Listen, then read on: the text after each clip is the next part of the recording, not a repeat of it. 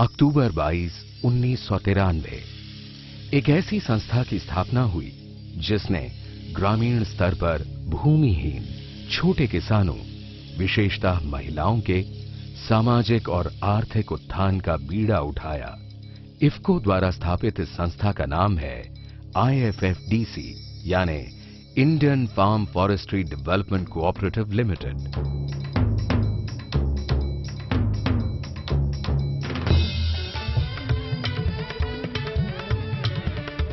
तमिलनाडु के कंडनूर गांव का एक महत्वपूर्ण त्योहार मारियम्मन।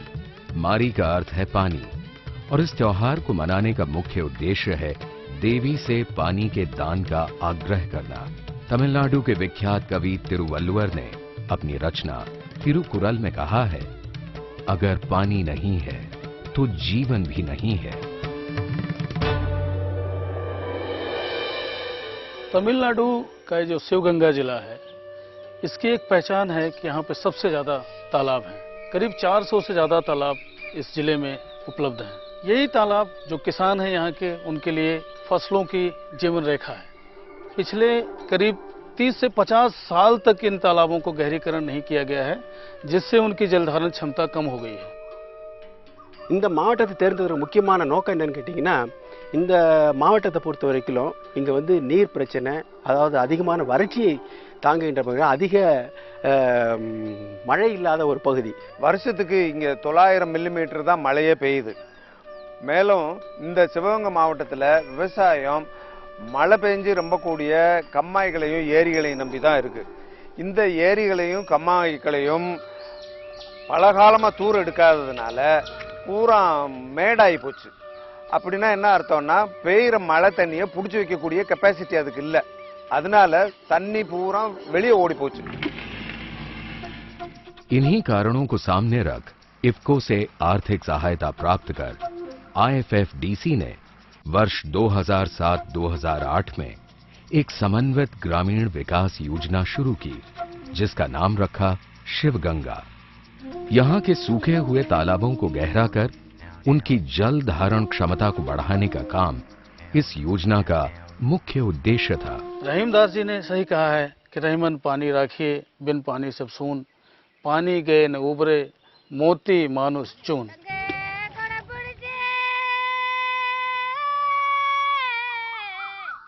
ये योजना 10 गांवों से शुरू हुई और इन गांवों में पहले साल 7 तालाबों को गहरा किया गया, जिसके अच्छे परिणाम सामने आए।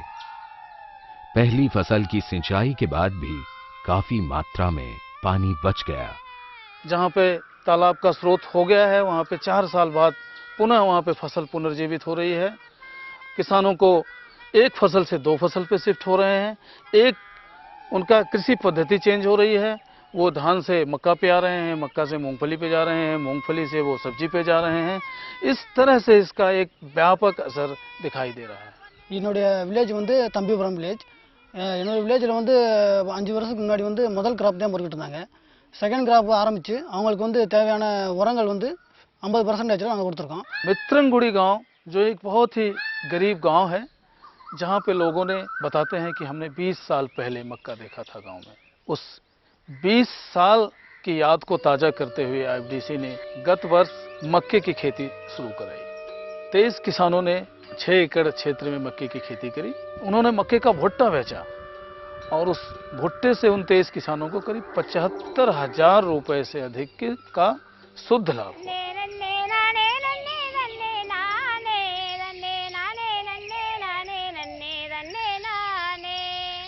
आज तक हम 122 तालाब गहरा कर चुके हैं, जिसमें 15,000 एकड़ से अधिक का एरिया सिंचित हो रहा है और 15,000 से अधिक किसान इससे सीधे सीधे तौर पे लाभान्वित हो रहे हैं। இன்டகிரேட்டட் ரூரல் டெவலப்மெண்ட் நம்ம சொல்லும்போது கிராமத்தினுடைய வளத்தை பெருக்கிறோம், அதுதான் நம்மளுடைய நோக்கம். கிராமத்தினுடைய வளம் பெருகணும்னா விவசாயிகளுடைய நலம் பெருகணும். விவசாயிகளோட வளம் பெருகினா தான் கிராமத்தோட வளம் பெருகும். பிகாஸ் 100க்கு 60% விவசாயிகள் தான் இருக்கிறாங்க. ஸோ இந்த விவசாயிகள் விவசாயத்தை நம்பி மட்டுமே அவங்களுக்கு வருமானம் இல்லைங்கிறது ஒரு பயிருக்கு தான் நமக்கு கிடைக்கும். அந்த ஒரு பயிர் பண்ணி முடிச்சாச்சுன்னா அடுத்து ஒரு சின்ன கிராப்புக்காக தான் எக்ஸ்ட்ரா தண்ணி கிடைக்குமே தவிர முழுவதுமா விவசாயத்துல இருந்தே அவங்களுடைய வருமானத்தை பெருக்கிறதுக்கான வாய்ப்பு இந்த பகுதியில் ரொம்ப கம்மி. அதனால கிராமப்புறங்கள்ல வளத்தை பெருக்கணும்னா கிராமப்புறத்துல ஒவ்வொரு வீட்டினுடைய வருமானத்தையும் நம்ம மாத வருமானத்தையும் அதிகப்படுத்தணும். கிராமத்துல ஒவ்வொரு வீட்டினுடைய வருமானத்தை அதிகப்படுத்தணும்னா பெண்கள் லேடிஸ்க்கு ஏதாவது ஒரு இன்கம் ஜெனரேஷன் ஆக்டிவிட்டின்னு சொல்லக்கூடிய வருமானத்தை பெருக்கக்கூடிய சில வழிமுறைகளை நம்ம அவங்களுக்கு சொல்லிக் கொடுக்க வேண்டியது இருந்துச்சு. இங்க இருக்கக்கூடிய பெண்கள் மிகவும் கடின உழைப்பாளிகள். அவங்க உழைக்கிறதுக்கு தயாரா இருந்தாங்க. அவங்களுக்கு என்ன செய்யறதுங்கிறது தெரியல. घर की महिला जागरूक होगी तो ये है कि पूरा परिवार जागरूक होगा, उसका पूरा घर शिक्षित होगा, पूरा उसकी जीवनचर्या ही बदल जाएगी।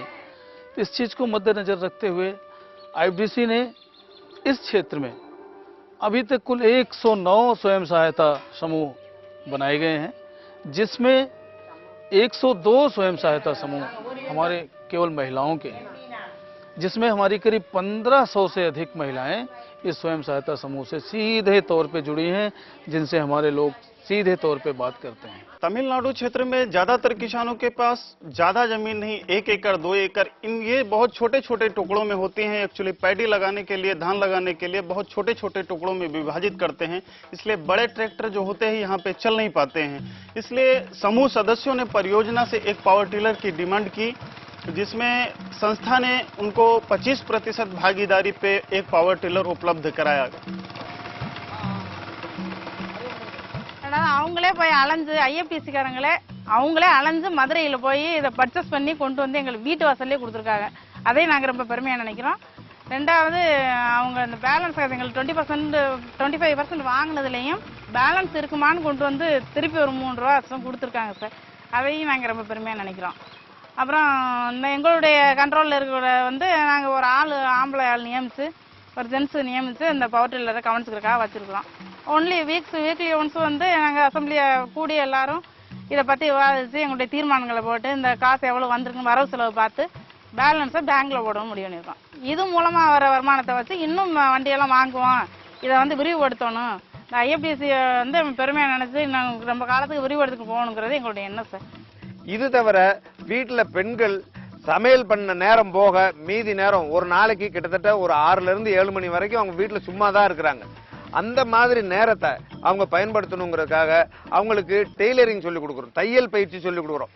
தையல் பயிற்சி அவங்க கத்துக்கிட்டப்ப முதல்ல அவங்க தன்னந்துக்கு வீட்டுக்கு வேணுங்கிற தையல் சாமான்களை வாங்கி தையல் பொருளை வச்சு குழந்தைகளுக்கும் தன்னுடைய உறவினர்களுக்கும் சட்டை தைச்சு கொடுத்துக்கிறாங்க. நம்பர் 1 एक ब्लाउज सिलाई के लिए 30 रुपए लेंगे। सो मिनिमम एक दिन में वो 3 नहीं तो 4 ब्लाउज सिल सकते हैं। सो एक दिन में 200 रुपए कमा सकते हैं। मिथानगुड़ी गांव है, जिसमें हमने एसएचजी मेंबरों से चर्चा की। उन्होंने बताया कि हम अपनी आय जनरित गतिविधि हेतु एक जो टर्की का बिजनेस शुरू करना चाहते हैं। கோழி எங்களுக்கு வந்து பாதி விலைக்கு தந்தாங்க, இருந்து பாதி விலைக்கு தந்தாங்க. இன்னைக்கு வந்து 10 மாசமா நாங்கள் வளர்க்குறோம். 10 மாசமா வளர்த்து சின்ன கோழியை பெரிய கோழியாக்கி 5-6 கிலோ வரைக்கும் இருக்குங்க கோழி. 6 கிலோ இப்போ முட்டை எடுக்குது, 2 கோழி முட்டை எடுக்கிறது. இப்போ வந்து வித்துக்கு இருக்கும். இப்போ விற்றா இன்னை விலைக்கு விற்றா 1000 ரூபாய்க்கு விற்கலாம் ஒரு கோழி ஒன்று. அன்னைக்கு வந்து பாதி விலைக்கு தந்த கோழி. இக்கோணத்துலேருந்து எங்களுக்கு எல்லாம் நன்றி செஞ்சுக்கிட்டாங்க, நல்லது செஞ்சுக்கிட்டாங்க. நாங்கள் வந்து மன்றத்து தலைவியாக இருக்கிறோம். இங்கே வந்து ரொம்ப ரொம்ப நன்றி செஞ்சுருக்காங்க. இப்போ வந்து முட்டை 2 கோழி முட்டை இட்டுக்கு இருக்குதுங்க. அதை விற்றா இன்னைக்கு விற்றாலும் 1000 ரூபாய்க்கு விற்கலாம். அன்றைக்கி இருக்க முட்டை அதை வந்து பொறிக்க வச்சு வெளியில் கொடுத்தோம்னா 100 ரூபா 120 ரூபாய்க்கு கோழி பாதி விலைக்கு கொடுக்கலாம் எங்களுக்கு வந்து. இதனால வந்து எங்களுக்கு நட்டம் இல்லை, லாபம் தான் பெரிய கொடுத்துருக்காங்க. நன்றி ரமேஷ். और उस एसएचजी वालों का ये कहना है कि हम इस गांव से और संस्था के दूसरे गांव में टर्की देंगे, जिससे कि हमारे गांव की पहचान एक टर्की के गांव के रूप में अंकित हो। बर्मी कंपोस्ट का कार्य शुरू किया है, जिसमें 10,000 रुपए की लागत आई है। 50% लागत तो वेंकटाचलपति एसएचजी ने दिया है और 50% लागत हमारे आईबीसी ने दिया है। कुल मिला के 10,000 रुपये उसमें खर्च हुआ है। अभी तक उन्होंने 10,000 रुपये बर्मी कंपोस्ट बेच दिया है गांव में, और अब जो मिलेगा लगभग 10,000 रुपये वो उनका प्रॉफिट होगा। எங்கள் கிராமத்தை வந்து ஐஎஃப்டிசி நிறுவனம் தத்தெடுத்து அவங்க வந்து காளான் பயிற்சிக்காக நாங்கள் அவங்கள்ட்ட வந்து காளான் பயிற்சி நாங்கள் காளான் தொழிலாக செய்யணும் அப்படின்னு நாங்கள் அவங்கள்ட்ட கேட்டோம். அவங்க வந்து எங்களுக்கு காளான் பயிற்சிக்காக மதுரை அக்ரிகல்ச்சர் காலேஜ் கூட்டிகிட்டு போய் பயிற்சி கொடுத்து அந்த பயிற்சியின் மூலமாக நாங்கள் வந்து குடிசை தொழிலாக இப்போ காளான் வளர்த்துக்கிட்டு வர்றோம். ஐஎஃப்டிசிலேருந்து வந்திருக்காங்க. நாங்கள் கல்யாண பாத்திரம் வாங்கணும். அவங்க 10,000 ரூபா கொடுத்துருக்காங்க. நாங்கள் 16,000 ரூபா போட்டிருக்கோம். நாங்கள் குழுவில் 16 பேர் சேர்ந்துருக்கோம். சேர்ந்து இனிமேல் அந்த பொருளை வாங்கி நாங்கள் கல்யாணத்துக்கு வெளியில் விடணும். இப்போ ஒரு 20-25 கல்யாணம் வருஷத்துக்கு வரும். அது மாதம் வாடகை 1000 ரூபா விட்டு நாங்கள் 20,000 ரூபாய்க்கு அதை முயற்சி பண்ணி நாங்கள் அப்புறம் அதை வெளியில் விட்டு மேலும் மேலும் நிறைய பாத்திரங்கள் வாங்கி செய்யணும்.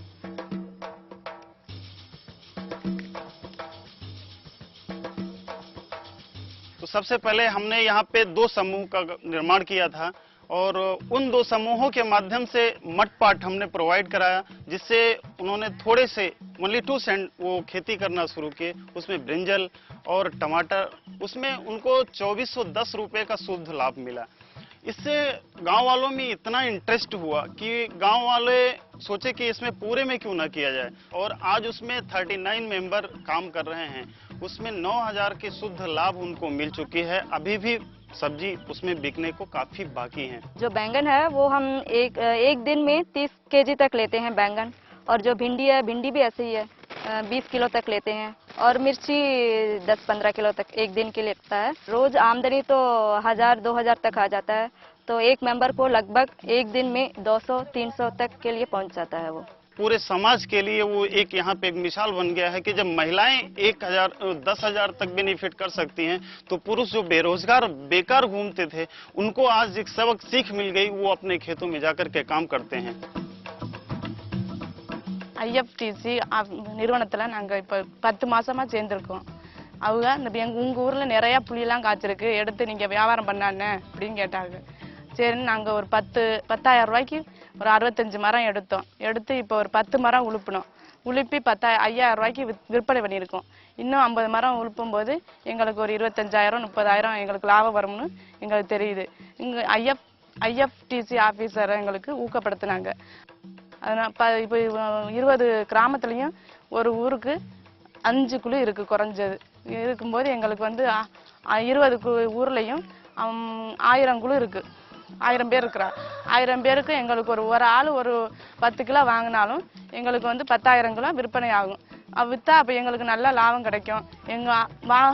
வாங்குவாங்க அப்படிங்க எல்லா ஊர்லேருந்து எல்லா குழு மெம்பர்களும் வாங்குவாங்கன்னு நினச்சி நாங்கள் இந்த புளியை எடுத்து வியாபாரம் பண்ணுறோம். அதனால இன்னமும் நாங்கள் மக்கள்லாம் சாப்பாட்டுக்கு கஷ்டம் இல்லாமல் நல்லா வசதியாக வந்து ஊரில் விவசாயம் பார்த்து எல்லாம் செய்யலாம்ங்கிற நம்பிக்கை எங்களுக்கு இருக்குது. இந்த ஐஎஃப்டிசி வந்தது எங்களுக்கு ரொம்ப சந்தோஷமாக இருக்குது. அது உதவி செய்கிறத நாங்கள் பெருமை ஏற்றுக்கிறோம். எங்கள் மக்களும் ஐஎஃப்டிசியை ரொம்ப பாராட்டுறாங்க.